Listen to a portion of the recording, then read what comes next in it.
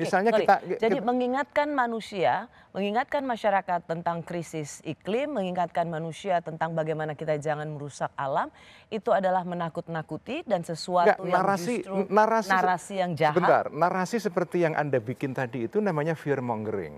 Itu sudah dikritik oleh banyak aktivis lingkungan yang juga berseberangan dengan Greenpeace ya. Jadi ada satu mazhab aktivisme lingkungan yang lebih mengedepankan pendekatan yang rasional, reasonable environmentalism. Itu menurut saya jauh lebih tepat karena environmentalist. Jadi artinya setuju kepada isu lingkungan diperhatikan, tetapi kita juga harus melihat dampak-dampaknya. Jangan dikira bahwa concern dengan isu lingkungan tidak membawa dampak negatif. Ambil contoh ya. Saya ambil contoh. Sebentar, contoh ini penting. Tidak membawa dampak negatif. Tidakkah tadi apa yang dikatakan oleh Iqbal?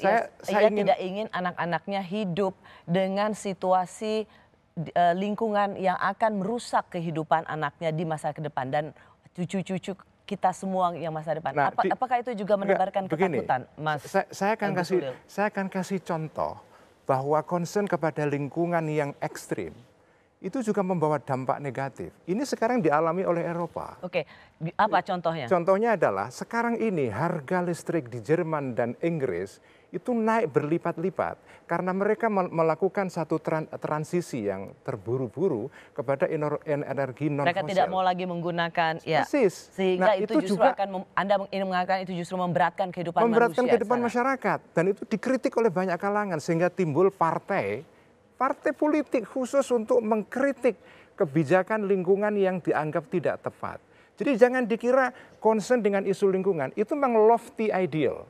Itu satu cita-cita yang indah seperti apa namanya. Sebutkan, coba jelaskan sekali lagi Gus Ulil. Di mana narasi yang menurut Anda justru ingin menakut-nakuti, fear mongering tadi? Contohnya misalnya, ini tadi Mas Iqbal mengatakan bahwa anak cucu kita juga perlu mendapatkan kesempatan menikmati keindahan alam. Anak saya sendiri sudah tidak menikmati keindahan alam di kampung saya. Waktu zaman kecil saya menikmati keindahan kampung saya, sekarang hilang karena pertambahan penduduk. Tapi apakah kemudian karena saya ingin anak saya... So it's a false alarm. False alarm. Okay. Nah, menurut saya, yang kedua, jadi menurut saya harus dibuat kalkulasi. Kepentingan generasi sekarang harus juga dipikirkan, generasi mendatang juga harus dipikirkan. Jadi jangan hanya memikirkan bahwa generasi mendatang kepingin mendapatkan atau harus mendapatkan kesempatan menikmati keindahan Raja Empat atau alam-alam yang lain, maka kepentingan generasi sekarang untuk membangun right to development dihalang-halangi. Gus, ada hampir 1 juta kematian dini pada saat kebakaran hutan dan lahan di Kalimantan Tengah. Gus bisa bayangkan bagaimana anak-anak ini nggak punya hak untuk hidup karena kita masih mempertimbangkan membuka lahan gambut di Kalimantan Tengah. Mungkin itu bukan anak Gus. Mungkin bukan cucu Gus, sehingga Gus bisa bilang kita punya hak untuk hidup yang lain. Tapi orang yang tinggal di Kalimantan Timur, orang yang tinggal di Kalimantan Tengah punya hak untuk hidup Gus tanpa asap. Orang yang hidup di Riau punya hak. Orang yang hidup di Raja Ampat juga punya hak untuk hidup lebih baik.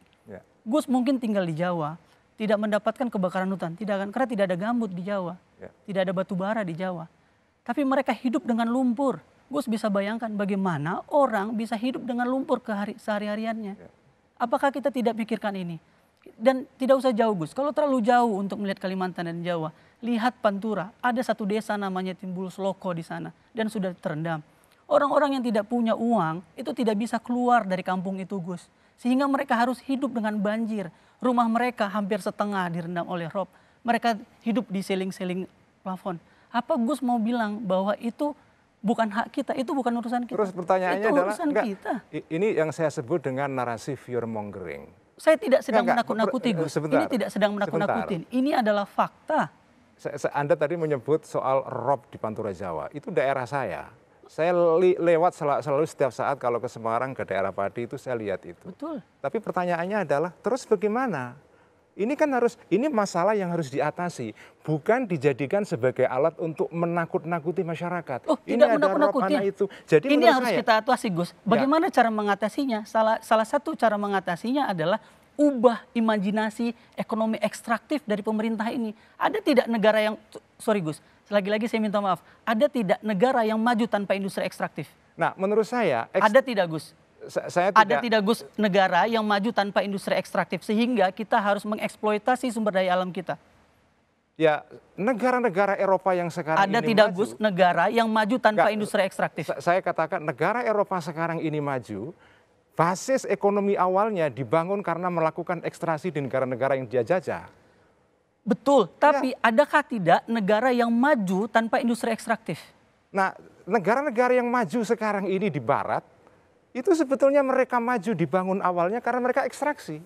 Ya, makanya ketika kita tahu bahwa industri ekstraktif ini sangat sangat buruk sekali, maka lakukanlah pertobatan ekologis. Ya, gitu. Pertobatan ekologis ada banyak negara, Gus, bayangkan. Ya, pertobatan ekologis ini menurut saya perlu pada tempat-tempat yang memang tepat.